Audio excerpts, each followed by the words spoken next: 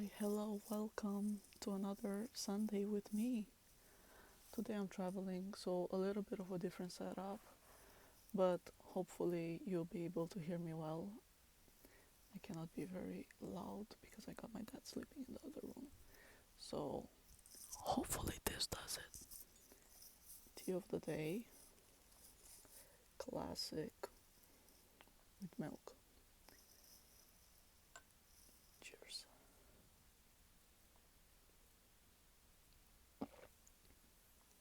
So very thematic to the fact that I cannot be very loud right now is the story time for today, which is I went to a meditation retreat in which I wasn't allowed to speak, be spoken to. I wasn't allowed any technology or any media whatsoever, so no writing, no reading, no music. So it was really a time where I can just completely empty my head and just be in the present. I won't mention exactly what place it was. I won't give any names because I'm not gonna promote them, and I'm certainly not gonna give them a very great publicity. There's good things that were there, and there's also things that I found questionable, so this is not me trying to recommend it to you guys. This is just me sharing my experience with it. It was essentially 10 days. On first day we arrived, we locked up all of our belongings, like notebooks and phones, in the locker, and we weren't allowed to access them until the 11th day when we got out from there. And the schedule from this entire thing was wake up 4 a.m., meditate 2 hours, breakfast at 6, then meditate again, meditate, then lunch at 11:30 to 12. Then you had 1 hour free for just napping or doing whatever you wanted to. And then from 1 you would start meditating again, and the last meal of the day was at 12. So for the remainder of the day you essentially meditated in a fasted state. At 5 p.m. you would be allowed 2 pieces of fruit, just for your sugar levels essentially. And obviously if you had a disease or you were pregnant you could have eaten more, but for us normal people it was just 2 pieces of fruit. And I tried on the first day to try doing it actual fasted, so going along the day without those 2 pieces of fruit, and I simply couldn't. I felt very weak. The food was also vegetarian, which really didn't give me that much energy or nutrition really. They were don't confuse me. It was really delicious meals, but it didn't have meat in them, so they didn't really hit to me like that because I eat a lot of meat usually.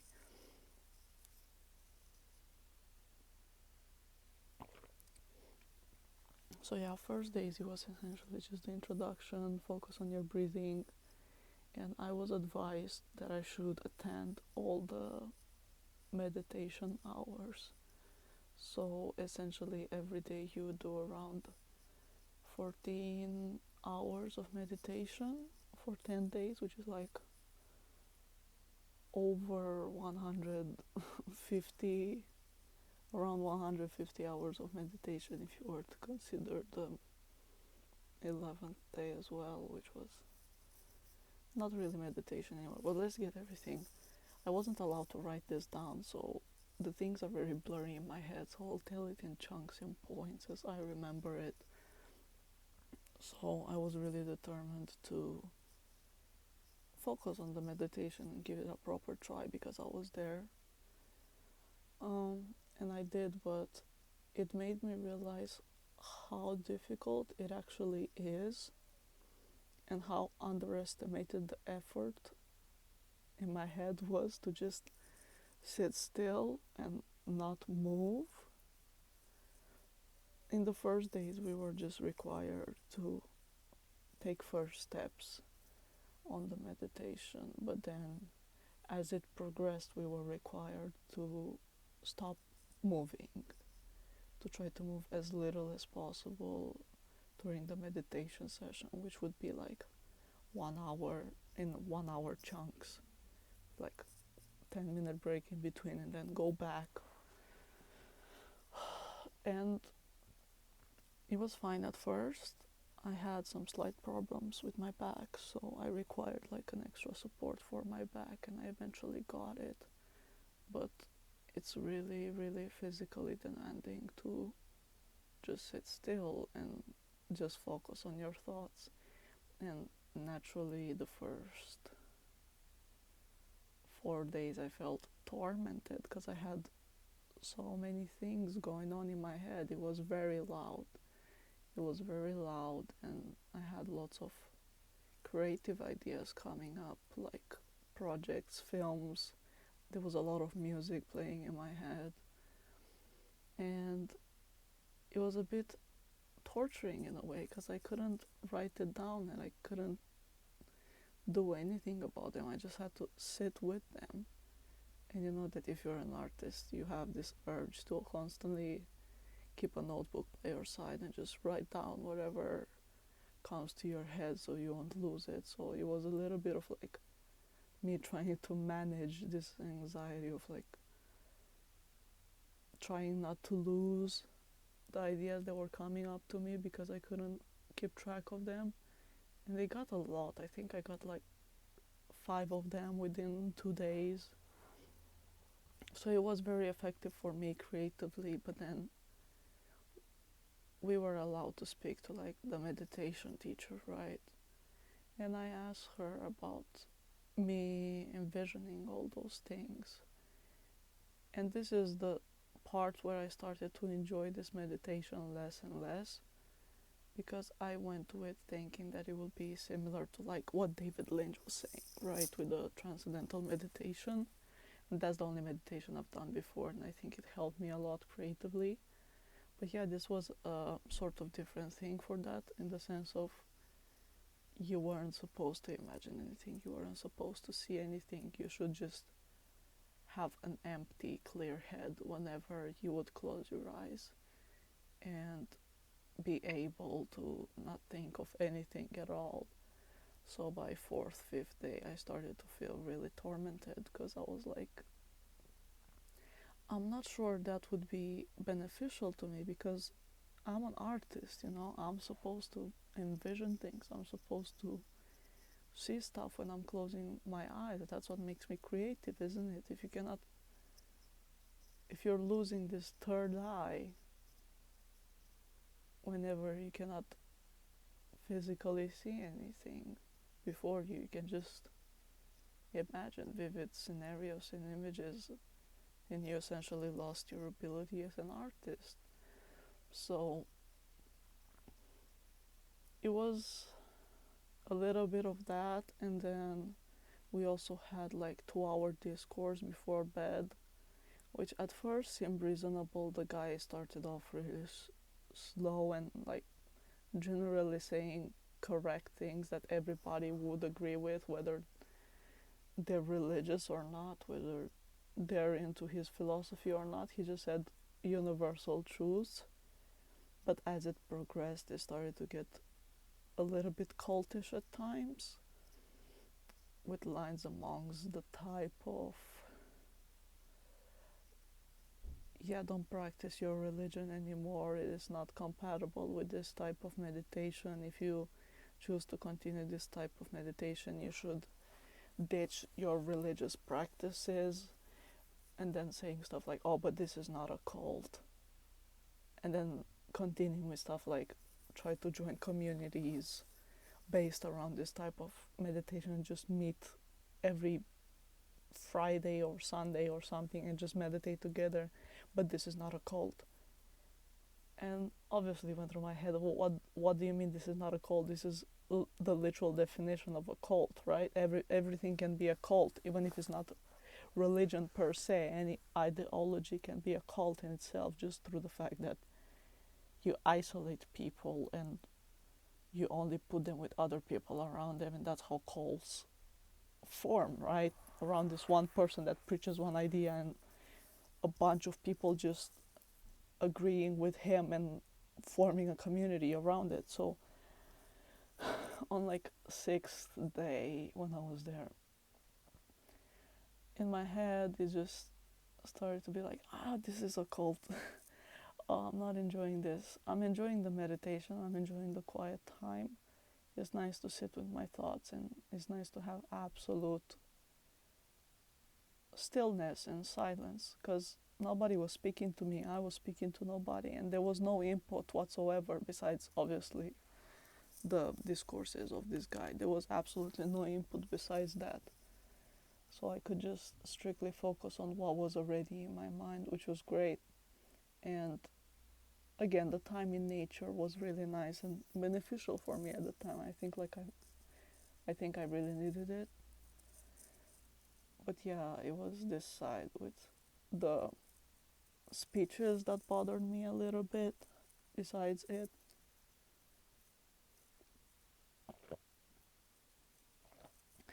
And I remember I had like a brochure where with like the entire schedule and the rules. It wasn't long, it was just 2 pages. You just flip it like that and that was it. And I just kept rereading it, because I just wanted to engage with something. I just wanted to see something. So I because I was getting so bored of just the meditation itself, I would take really long walks. I would look at nature a lot, but then I needed some sort of physical output of my time there, right? There was so much nature around me. I couldn't take pictures. That was really annoying. And I couldn't write any stories, and that's what I do. I take pictures and I write stories. So not being able to do that, it felt like I had my hands chained up. So instead of that, I just collected a ton of banana stickers out of like the daily fruit that we were given. And it was around the time that the Minions 3, I think it was, Minions 2, Minions 3, yeah, it was around July 2024. So the Panama Bananas had the stickers with the Minions on them, and I found them really cute. So I would just stick a bunch of them on my hands and just walk around like that, and they'll go back home to my room and just stick them into the brochure.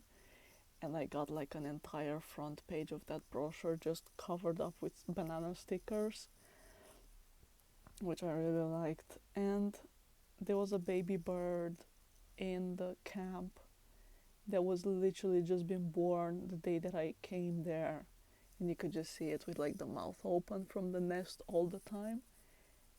And obviously they grow so fast, so by the time the camp ended and I got my phone back, they already flew away and everything, so the nest was empty again, which was sad.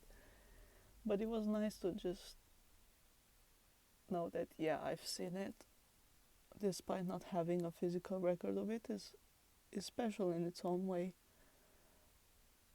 And yeah, I had a lot of music playing in my head the entire time, especially Tyler, the creator, for some reason. But on the I'm looking at a bird right now.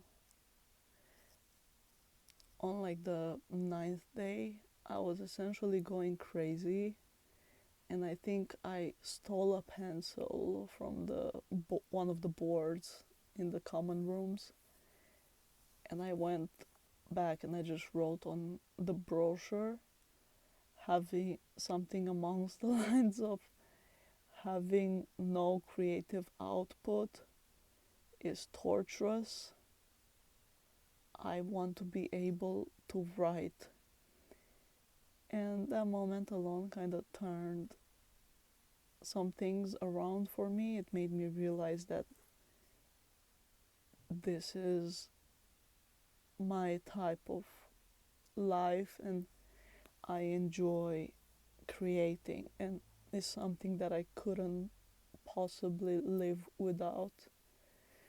My conclusion from this camp overall was that if you're really creative, if you don't just work a normal stress inducing job, like most people in there were doing normal jobs like accounting, they were office workers, that kind of thing.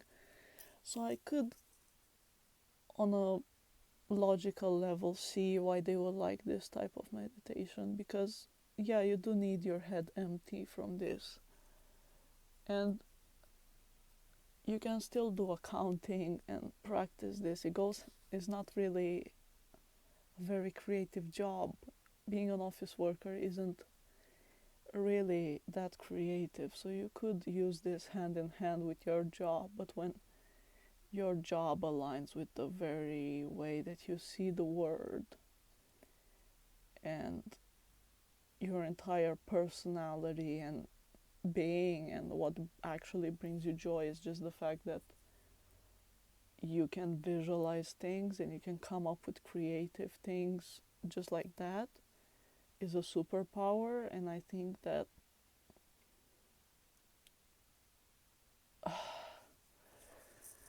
yeah, having really balanced emotions and being so calm and so at peace that you no longer can visualize stands in contradiction with, I hate this hair, it just doesn't stay in any way. It just goes straight into contradiction with the very essence of what being an artist is, because we were asked to just kind of become passive to our emotions. It was kind of a Buddhist type philosophy, so when you close your eyes, try to not see anything. If there's emotions coming up, just acknowledge them but not feel them, and just acknowledge the fact that everything passes. And that's why we were asked to not move as well during the last stages of the meditation. So we associate the physical discomfort with the emotional discomfort. And just like you might have an itch or something might hurt in your body as you're staying very still in that meditation position, it will also pass if you have something that is mentally making you uncomfortable. Everything comes and goes, and then this whole metaphor of you look at the river once and then you look at the same river 1 second later, and is never gonna be exactly the same because the water just keeps flowing. So yeah, I found that this type of meditation could work for some people, but it definitely didn't work for me. I think that having really extreme emotions is what being an artist is, and the creative output from the artist comes exactly from this feeling of really extreme unbearable emotions. So you can either choose to detense yourself through creating something, or you can choose to detense yourself through meditation. But you have to acknowledge that there's the risk that if you go really deep into this meditation, you actually manage to just be calm and not be disturbed by anything anymore. You might use your ability as a creative, because let's just be honest, nobody that we really met who was creative was really that balanced. Is this whole imbalance and this whole like extreme, I'm extremely happy, I'm extremely positive, and then I'm extremely goddamn awful and rock bottom and I'm dying and everything hurts. And it's exactly this point that makes you want to create something. So if you're always in the gray area of just, oh, this is all gonna pass,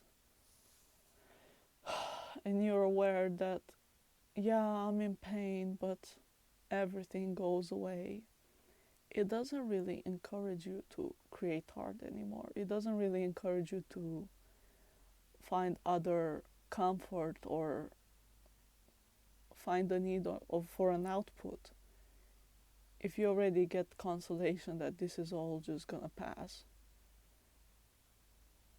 You know what I mean? Like, no, another sip, go.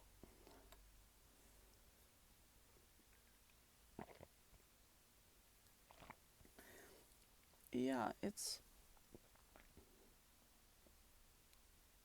can be good to be in the gray area, but I think it's impossible to be in the gray area and create stuff that really resonates with other people. You need some sort of insanity built in within yourself to be able to do that. To end this video, would I recommend isolating yourself and just doing this type of thing? I wouldn't recommend it to just go ahead and do it by yourself, right? A lot of people say, oh, I'll just get angry one day and just move in the forest and never speak with anybody ever again. I wouldn't recommend for you to isolate yourself like that. And just meditate by yourself, because as much as it can benefit you to be alone with your thoughts for a little bit, you do still need some external guidance to make sure that you stay on the right track and you don't just end up spiraling with your own thoughts and just have the wrong thoughts and just make yourself feel even shittier and isolated. So don't do it by yourself. Don't just go to a forest and start meditating for 10 days. It can turn really bad. We had people taking care of us at all times. Yeah, don't do it by yourself would be first warning. Second warning, I don't know if warning is the right word. Would I recommend it? If you're curious about it, go for it. Even if you're not religious, even if you're not really into meditation, it's definitely a door to like a different type of experience. And it's nice to just have different experiences for yourself. That's how we enrich our lives. So it's nice to see a other side of existence as well. If you're creative, as I said, might be a little bit on the torturous side. If you're used to writing a little bit every day, reading a little bit every day, it will be very dopamine starving moment for you. But yeah, that was my experience. Would I do it again? Initially I said definitely not. But now, so like that was like what, 6 months ago, more than that, like 10 months ago probably. I wouldn't, I don't know maths. I don't know how long ago. It was in July, right? It's February, so 12, January, December, January, October, September.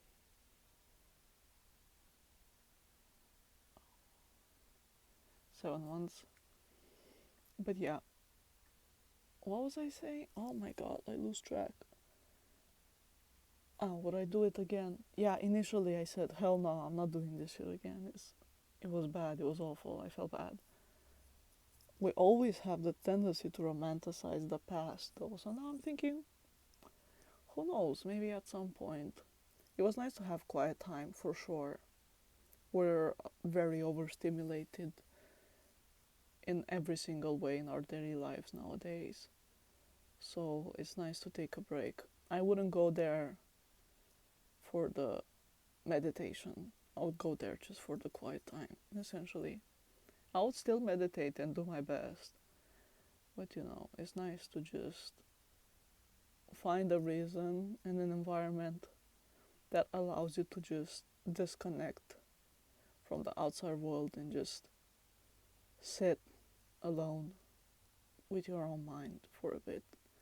I feel like that's really valuable and something that anybody should try and could benefit everybody, besides the obvious risk of maybe ending up in a cult. But if you go there being a little bit of weird, if you go there thinking that you're a little bit aware that it might be a possibility, then yeah, give it a try. But yeah, no song recommendation for today, I'm afraid, because I haven't been listening to much music. I'm just listening to mainstream recession pop at the gym. So, no recommendation for today, I'm afraid. But thank you for tuning in once again. Thank you for listening to another ramble.